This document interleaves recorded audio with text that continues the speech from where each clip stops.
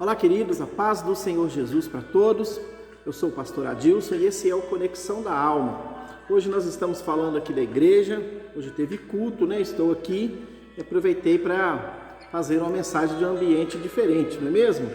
Nós vamos falar hoje da quarta carta que foi enviada às igrejas do Apocalipse, às igrejas da Ásia. E essa quarta igreja, ela é a igreja de Tiatira. Quando eu preguei essa mensagem aqui na igreja, eu dei para ela o título de A Igreja que Não Queria Caminhar. A igreja de Tiatira era uma bênção de igreja, mas ela tinha um problema sério. E nós vamos descobrir hoje o que estava acontecendo em Tiatira. Então, Apocalipse capítulo 2, a partir do verso 18, diz assim a palavra do Senhor. E ao anjo da igreja de Tiatira escreve: Isto diz o Filho de Deus, que tem seus olhos como chama de fogo e os pés semelhantes ao latão reluzente. Eu conheço as tuas obras e o teu amor e o teu serviço e a tua fé e a tua paciência, e que tuas últimas obras são mais do que as primeiras. Mas algumas poucas coisas tenho contra ti, que deixas Jezabel, mulher que se diz profetiza, ensinar e enganar os meus servos, para que forniquem e comam dos sacrifícios da idolatria.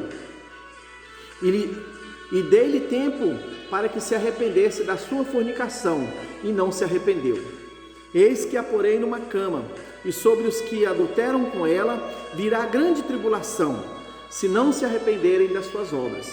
E ferirei de morte a seus filhos, e todas as igrejas saberão que eu sou aquele que sonda os rins e os corações, e darei a cada um de vós segundo as vossas obras.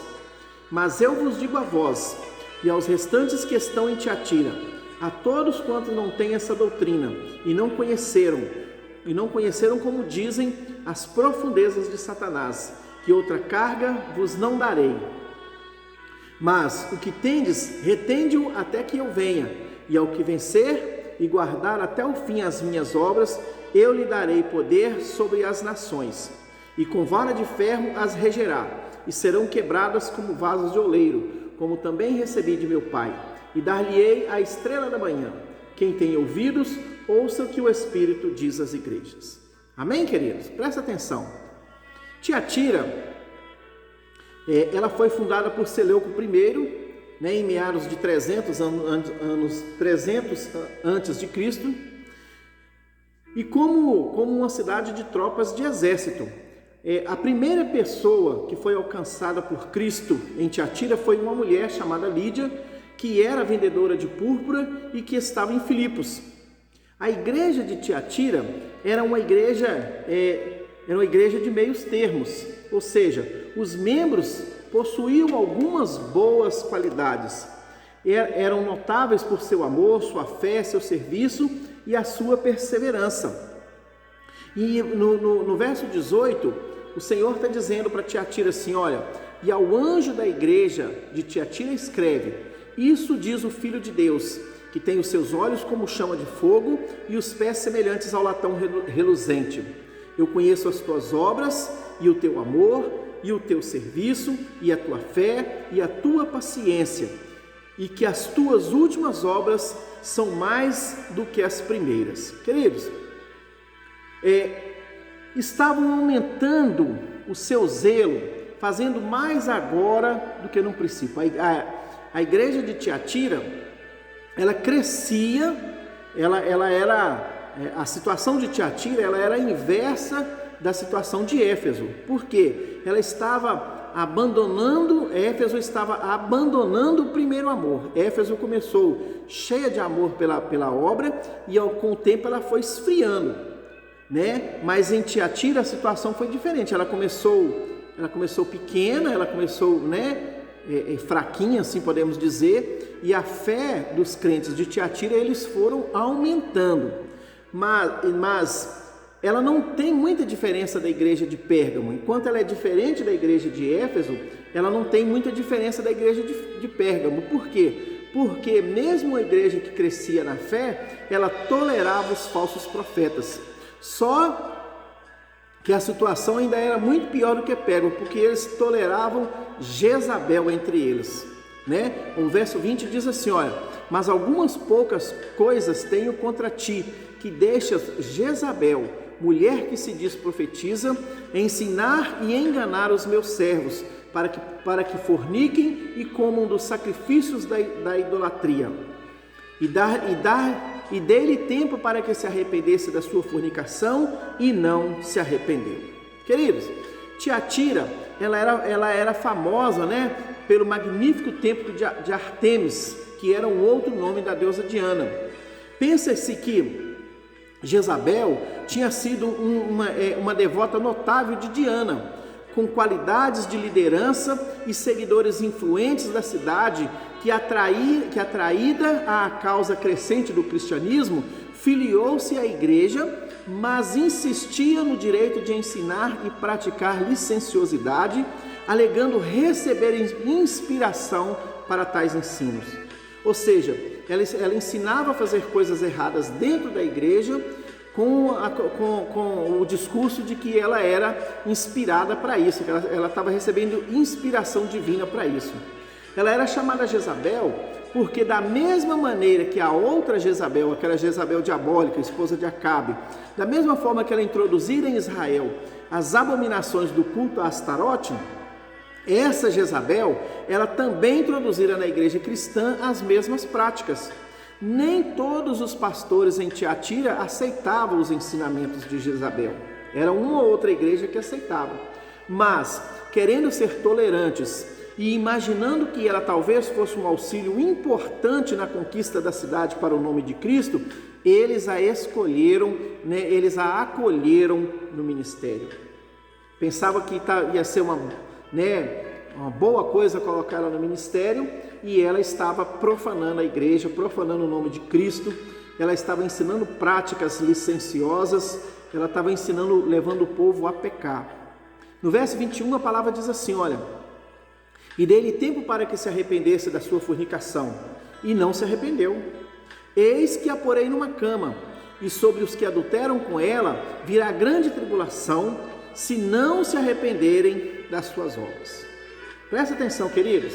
Olha o que o verso 22 está dizendo: eis que a porei numa cama, e sobre os que adulteram com ela virá grande tribulação, se não se arrependerem das suas obras. Né? O Senhor está falando que essa mulher, ela está levando a igreja a participar de atos que são desaprovados por Deus, atos de pecado. Ela está, em outras palavras, ela está adulterando a fé do povo.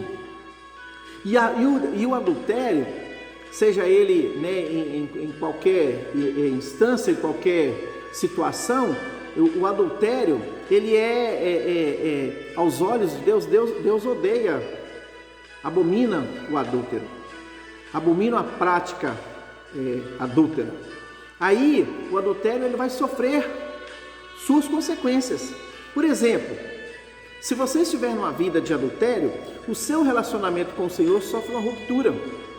Você terá pesares de culpa por ter traído a outra pessoa. Seus filhos ficarão extremamente decepcionados com você. Essas coisas que o adultério gera para a vida de uma pessoa. Seu relacionamento conjugal sofrerá uma quebra de confiança. Isso é notório, é natural. Um filho indesejado poderá acontecer desse adultério, dessa traição.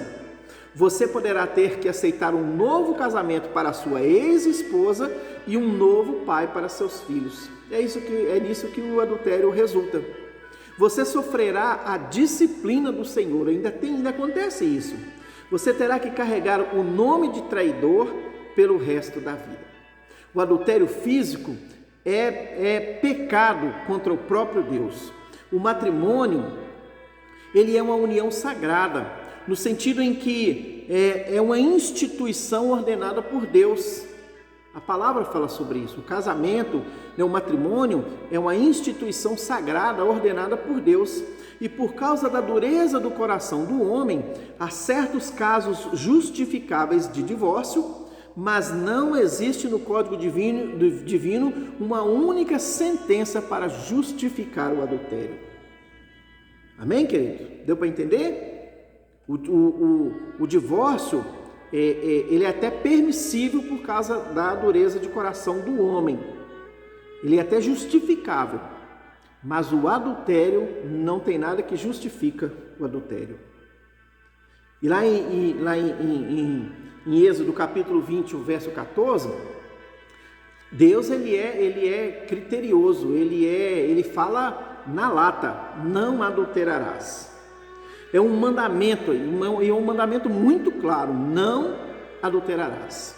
Violar esse mandamento é pecar abertamente contra o Deus onipotente que ordenou o casamento e proibiu o adultério. As consequências desta desobediência, elas são terríveis, e a pior delas é o inferno. Ficou assustado? 1 Coríntios capítulo 6, o verso 10 diz assim: olha, não erreis, nem os devassos, nem os idólatras, nem os adúlteros, nem os afeminados, nem os sodomitas, nem os ladrões, nem os avarentos, nem os bêbados, nem os maldizentes, nem os roubadores herdarão o reino de Deus. Se você estiver adulterando, você está perdendo a oportunidade de ir para o céu. Adultério é quebra de aliança, quebra de valores e de princípios. Se todos nós vivêssemos numa sociedade onde todos adulterassem uns contra os outros, a nossa vida ou a vida familiar não existiria. Por quê? Porque todos participariam, todos praticariam, viveriam numa mentira. A desonestidade e a ofensa e a vida, seria insuportável, queridos. Ninguém acredita no seu próximo e nos nossos filhos, e os nossos filhos pagariam um preço terrível pelos nossos pecados. Deus iria punir nossos filhos por causa do nosso pecado. Êxodo capítulo 20, a parte B do verso 5 diz isso. Nesse tipo de sociedade, onde toda a gente seria desleal e mentirosa, o amor e o bem não poderiam florescer. E isso significaria autodestruição, como nos dias de Noé. Lá em Êxodo, só para a gente ter uma ideia, no capítulo 20, diz assim, olha: então falou Deus todas estas palavras, dizendo: eu sou o Senhor teu Deus, que te tirei da terra do Egito, da casa da servidão. Não terás outros deuses diante de mim. Não farás para ti imagem de escultura, nem alguma semelhança do que há em cima nos céus, nem embaixo na terra, nem nas águas, nem debaixo da terra. No verso 5 ele diz assim, olha: não te encurvarás a elas, nem as servirás. Por quê? Porque eu, o Senhor teu Deus, sou Deus zeloso, que visito a iniquidade dos pais nos filhos até a terceira e a quarta geração daqueles que me odeiam. O Senhor ele está falando de um adultério espiritual. Não farás para ti imagem de escultura, nem alguma semelhança do que há em cima nos céus, nem embaixo na terra, nem nas águas, nem debaixo da terra. Não te encurvarás a elas, nem as servirás. Deus ele quer fidelidade total a Ele. O contrário da infidelidade, da fidelidade, é a infidelidade. Mas Deus quer fidelidade total, extrema a Ele. Ele não quer que nós vivamos uma vida de adultério espiritual, nem adultério físico no nosso casamento, no nosso relacionamento conjugal. O adultério é uma prática abominável ao Senhor. No verso 23 ele diz assim, olha: e ferirei de morte a seus filhos, e todas as igrejas saberão que eu sou aquele que sonda os rins e os corações, e darei a cada um de vós segundo as vossas obras. Matarei os seus filhos. Pode ser que ele, se refere literalmente aos filhos da profetisa, mas a palavra filho frequentemente se refere às pessoas que seguem o ensinamento ou o exemplo de alguém. Assim, os descendentes de Abraão são aqueles que praticam as mesmas obras de Abraão. João 8,39 diz assim, olha: responderam e disseram-lhe: nosso pai é Abraão. Jesus disse: se fosses filhos de Abraão, faríeis as obras de Abraão.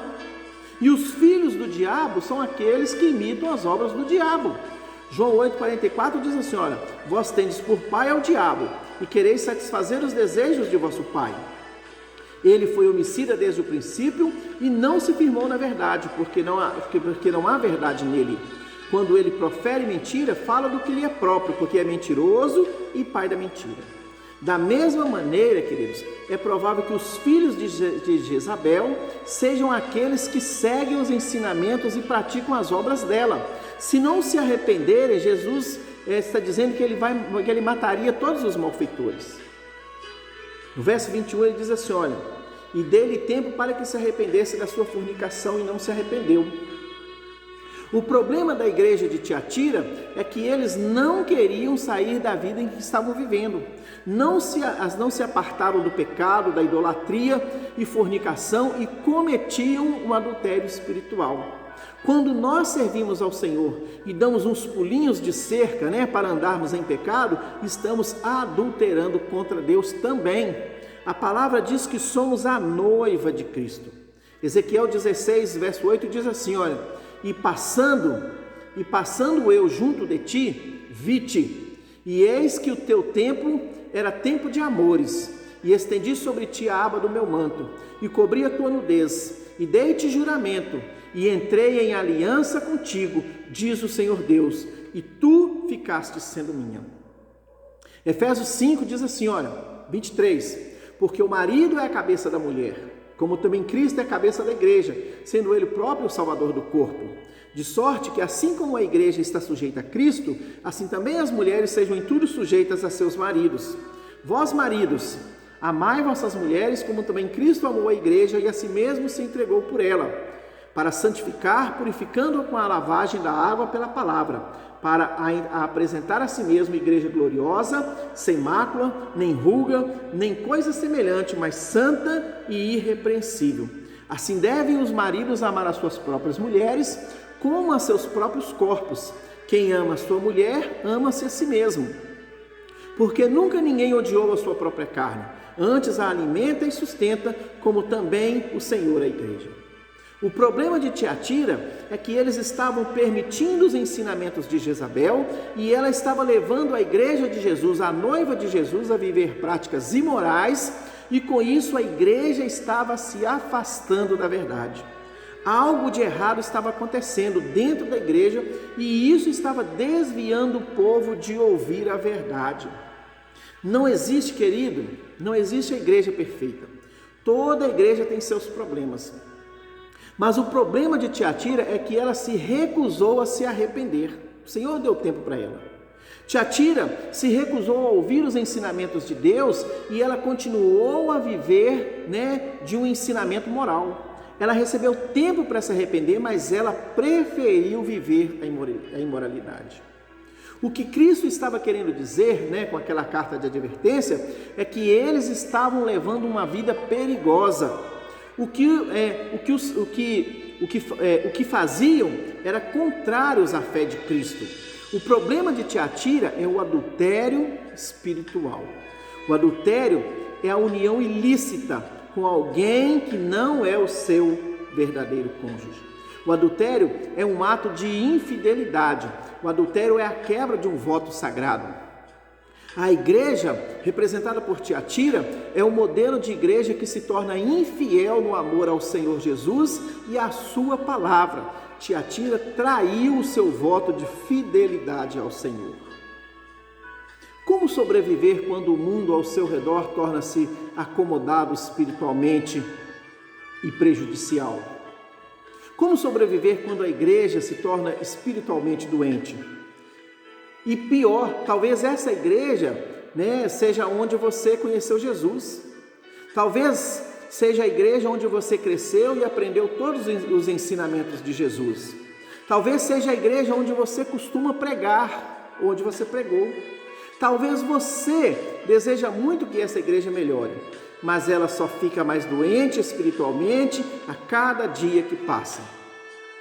E o que você pode fazer para mudar essa situação? O que você precisa é se arrepender e voltar-se somente para Jesus. Se a sua igreja está doente, se a sua igreja está vivendo de pecado, provavelmente, com certeza, o problema é seu. Porque a igreja somos nós. As situações que vivemos, nós é que somos responsáveis.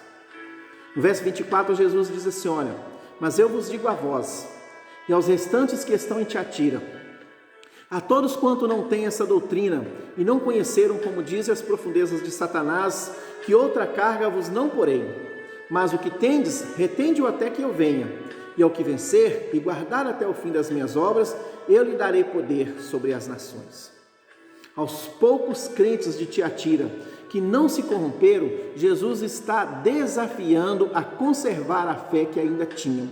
O desafio é manter uma fé saudável de maneira que lhe fortaleça e te faça produzir frutos pela causa de Cristo.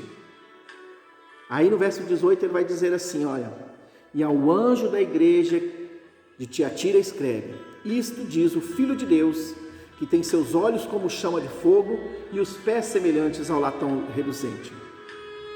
Aqui, querido, nós vemos que Jesus, aqui vemos Jesus com os olhos como chamas de fogo. Isso quer dizer que ele tem um olhar que penetra profundamente. Isso quer dizer que o seu olhar atravessa a aparência, atravessa a máscara. Isso quer dizer que seu olhar alcança o seu coração, o nosso coração. Talvez Jesus esteja nos dizendo nessa noite, abra seus olhos, veja o que está acontecendo ao seu redor. Não faça vistas grossas por estar acostumado, acomodado. Não faça vistas grossas por estar olhando para a triste situação do lado de fora. E os pés semelhantes ao latão reluzente, o que significa isso? Isso quer dizer que Jesus é capaz de dar passos firmes, passos decisivos. Isso quer dizer que onde ele pisa, a terra estremece. Às vezes precisamos dar passos firmes, às vezes precisamos dar passos decisivos. Às vezes é hora de caminharmos, é hora de seguirmos somente a Cristo e seus ensinamentos. Os crentes de Tiatira tiveram a oportunidade de caminhar com Jesus e a sua verdade. Eu, você, nós também precisamos caminhar. Precisamos entender entender que caímos e onde caímos, onde erramos com Cristo e nos arrependermos para continuarmos a nossa caminhada com Cristo. Se não houver arrependimento, querido, dificilmente vamos conseguir. E aí no verso 29 ele diz, quem tem ouvidos ouça o que o Espírito diz às igrejas. Queridos, talvez você esteja em adultério espiritual. O problema da humanidade é esse, o adultério espiritual, se adulterou contra Jesus. Saiu da presença do Senhor, deixou de servir a Deus, deixou de ser fiel a Deus para andar por outros caminhos, para servir outros deuses, para idolatrar outros deuses, e isso é abominável ao Senhor. Talvez mesmo entregando a sua vida para Jesus, você tenha adulterado espiritualmente contra Deus. Você tem trocado Deus por outras coisas, pelo celular, pela internet, pelo trabalho, pelo salário, por classe social, status, status social, para brilhar. Talvez seja isso o seu adultério.